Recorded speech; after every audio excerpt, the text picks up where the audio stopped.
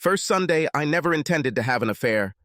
Maybe if I write it all down, it will help me understand what's going on. I'm not one of those housewives who voluntarily quit because they were bored and lonely or just vaguely unsatisfied.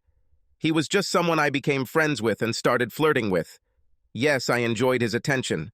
It was good and right, just different enough that I felt powerless to resist. Oh, who am I kidding? When your hormones are raging and someone tells you that you are beautiful, special, and fabulous, and actually listens to you, thoughts of broken families and hearts are a million miles away. It wasn't until I physically crossed the line that I began to realize everything I could lose. Second week. Wow. This new excitement feels like taking off. Hiding your affair seems to be as exciting as the affair itself. For the first time in as long as I can remember, I have something that belongs only to me, and my little secret energizes me more than the process itself. Third week. I don't know why I feel so guilty. When was the last time my husband paid attention to me the way he should have? There is no more passion in my marriage. We were both too young when we got married. It seems like we're almost roommates now rather than lovers. Sometimes he's just such a controlling, emotionally unavailable slob. He's walking around too. Well, I don't have any proof, but I damn sure suspect he is. I saw how that slutty little secretary looked at him, how he always bumps into the divorcee across the street. I can come up with 10,000 reasons why what I do is not as bad as what he does. But why do I feel like this is just self-justification for my actions? Am I just trying to convince myself? Eighth week, I really miss my friends. At first, the completely exclusive, top-secret nature of my novel was one of the most attractive aspects. It was just the two of us against the world, and I enjoyed that connection. But I want to talk to someone, but I have nowhere to turn. I know that even if I tell my best friend about this, it will put her in an awkward position and possibly jeopardize everything. So I feel very, very alone. 12th week. Damn, this thing is expensive. Fancy dinners, faraway hotel rooms, sexy lingerie, reliable babysitters, personal training. My hidden account is spiraling out of control. 4-star hotels have replaced motels and backseat dates in parks. Fancy dinners where we might get noticed are a thing of the past, and because of that pesky paper trail, most of it has to be covered in cash. I never thought that I would become closely acquainted with the term creative finance. 14th week. Why do I feel like I'm in a constant state of fear? What if my lover calls? And if not? What if someone sees us together? Can I call him? Should I call him? When should I call him? Am I behaving differently? Do I dress differently? Do I smell different? When I'm not obsessively thinking about these questions, I run through all the possible outcomes in my head until my head spins. 15th week. Guarding my damn computer and phone is now my full-time job. I try to keep our interactions to a minimum, and yet I still have to arrange these risky meetings. This means that there is likely all sorts of evidence stored on my computer and phone. I suffer from regular panic attacks, wondering if I really left my laptop open. Yesterday, when I forgot my mobile phone, I had to run home to pick it up immediately. 16th Sunday. Today I called my lover by my husband's name and we had a good laugh, but now I'm afraid I'll say the wrong name at the wrong time. It's a constant fear. Over coffee, this is a concern. In bed, it borders on madness. I am close to my husband. But when this happens, I think about my lover, comparing them. No matter how hard I try not to. God, how I hate my new world. I had to stop calling them both by their first names, and now I stick to something generic like sweetheart. 17th week. I am someone's wife, someone's mother. I took a vow and built my life and family. I live a lie day after day. I cry in the shower, in the car, in the bathroom, at work. I didn't want it to be like this, and sometimes I don't even know how it happened. I often told my friends about the nasty revelers we knew, and was sure they would get what they deserved. Now the cheater is me, and I know I'm not meant to be with this new person. So why am I doing this? The guilt seems all-consuming. The shame never, ever goes away. 19th week. Why can't I sleep at night anymore? My days are a blur of juggling and secrecy, so you'd think that once everyone else is neatly tucked into bed, I'd pass out immediately. Only I can't. My mind keeps reminiscing about the day, going back and trying to make sure I didn't leave any clues. And even when I'm sure it's not, those evening hours are filled with an agonizing stream of whys and ifs. 21st week. The very illicit nature of my relationship means that I cannot reach my lover whenever the desire arises.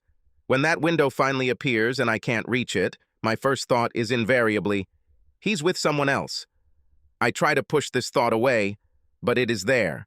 Every time he is distant, unavailable, moody, or in a bad mood, this terrifying thought rears its ugly head again. If he cheats on his wife, why should I think he will be faithful to me? 22nd week. Just when I least expect it, my ideal lover, the one I risked life and family with to be by my side at every secret turn, always does something to irritate, stress, or disappoint me. The hands in which I sought consolation to escape my husband's apathy become indifferent.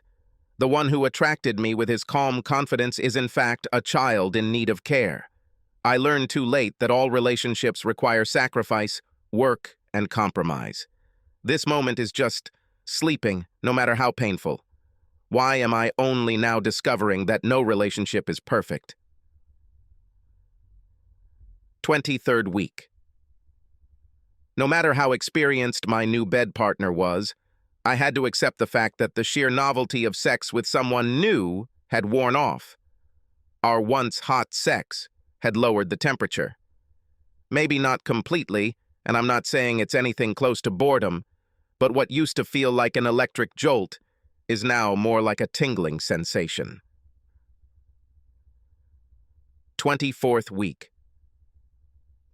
My children make everything 80 million times more difficult. Every minute I spend with my lover, even if the children are at school or doing something else, I feel like I'm stealing from them.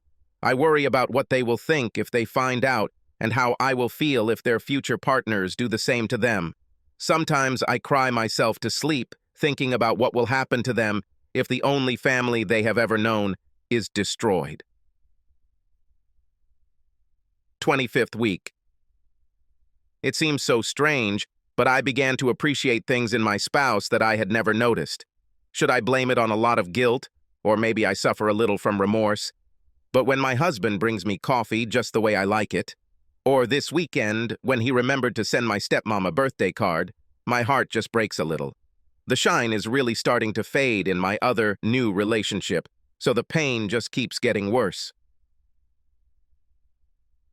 26th week. Part of me is tired of the lies and desperately wants to confess. And then I remember what's at stake and I shudder. Confession could mean the end of my marriage. This will cause pain and anger to my partner and children, and it will turn their world upside down if the marriage breaks down. I will be branded. My life will never be the same again.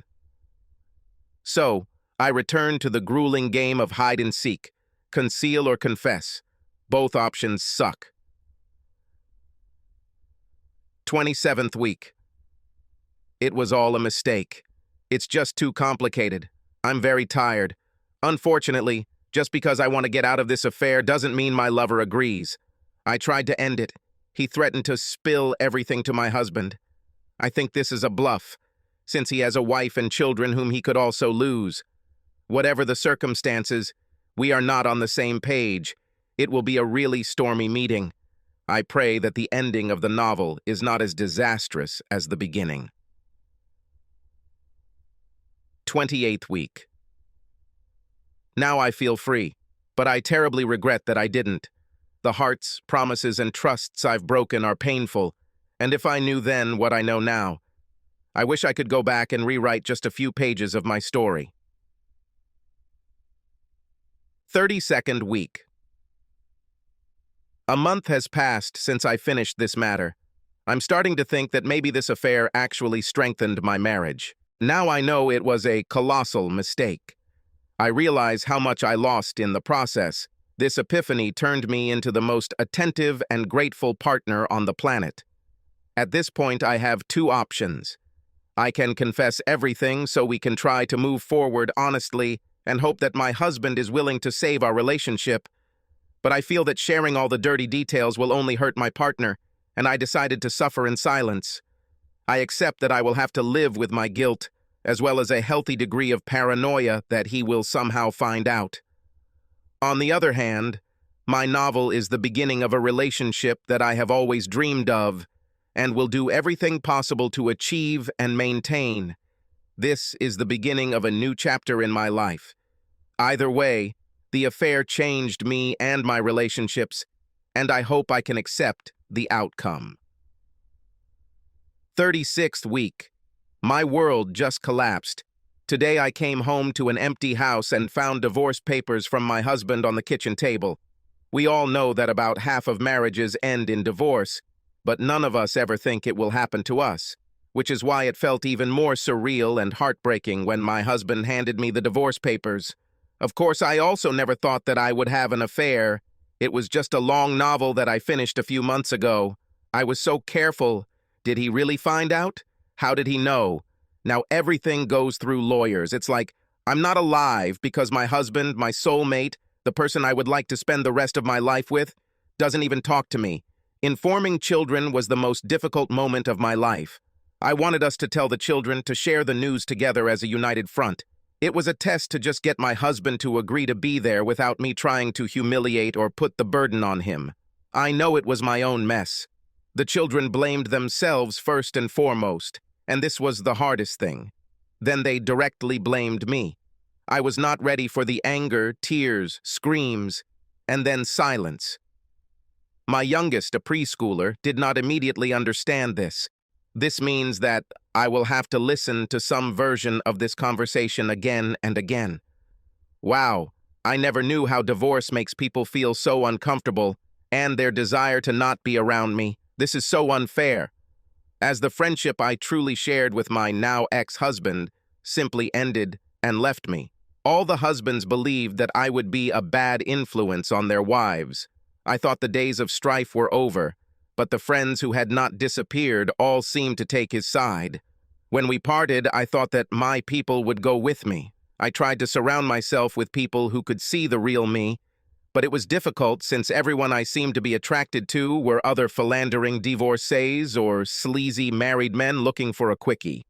I can't believe how tight money is. Neither of us were millionaires, and even with alimony, my standard of living had really dropped. I had to sell the house I loved so much and move to a smaller house. Precious savings evaporated to cover legal bills. I wanted to be a full-time stay-at-home mom, and now I'm back at work. I'm doing my best to stay on top of the budget, but I just pray that the added financial pressure doesn't last forever. I'm exhausted trying to make ends meet. Why do I cry spontaneously all the time? The trigger could be anything: a family walking down the street, pregnant woman, a colleague announces his engagement, or the fact that the stupid telegraph operators were 3 hours late. Why can't something go as it should? Seeing your children on a schedule is completely wrong. I will never get used to the new normal. Due to my husband's travel and work schedules, we have the traditional see you dad on the weekend routine. There are days in my week when I can't put my kids to bed or be there to wake them up. I miss them, and the house feels empty. I hate that schedule just becomes life. I realized that I had gone through all the important things: telling the kids, my husband moving out, taking off the rings, packing the wedding photos, signing the papers, and I thought, okay, it's finally over. But then I missed the first family event with my ex-in-laws, whom I love. Then my children spend their first vacation without me. I have to catch my breath again. When we got married, I imagined decades of events and moments that we would share as a family. Now I can only mourn them because they are gone. Divorce is 1,000 little goodbyes. I was walking with a few friends and suddenly found myself talking to a guy and flirting. After a few drinks, We kissed like a couple of college students. Yes, I am a cheater from a broken marriage with 3 children. Why not? For a while, I can just be a kissing woman. It's a lot of fun, and I enjoy the attention. There's something completely different about sex after divorce. First of all, especially in a new relationship, hot is hot. The novelty, the freedom, the excitement of being with someone you're truly attracted to creates quite a storm. But what's also different is that, perhaps, for the first time, or at least for the first time in a long time, I'm in charge of my own sex life, and this confidence allows me to connect deeply with my new partner and with myself in a whole new way. He sees me as I am. Now that I've fallen in love again, I have a chance to do things differently. I never put sex first before, but now I will. I used to constantly fight for money to provide a better way to communicate. This is a second chance to have the life I hoped for. But to get it, I need to understand past mistakes and take steps to avoid them again. I can't believe this day has come.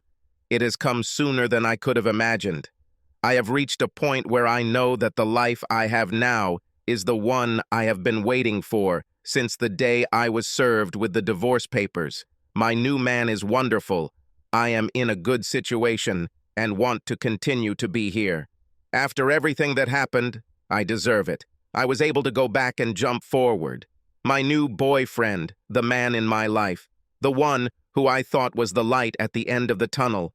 This light turned out to be a harbinger of disaster. His wife came to my work with 2 crying children in tow. My damn place of work. She called me names that I didn't even know, beat me with words, and all this time she threw around dozens of the most pornographic photographs of me and her husband. Photos taken by my boyfriend using the new smartphone I bought him. Our most intimate moments that were meant to be just for us. Everyone at work sat stunned or laughed as security pulled the screaming woman out of the building. Muttering, "I didn't know he was married," I scrambled to collect the photos of my smiling face looking back with his loving cock inserted into my ass that were scattered all over the floor. At first, I was grateful for the help of several employees until I saw them leave with these photos. It got even worse when one of the men asked me to sign these embarrassing printouts. As I ran out the door crying, all I could think about was, everything in life comes back like a boomerang, but karma still exists. Please like and subscribe to the channel and you will never be cheated on.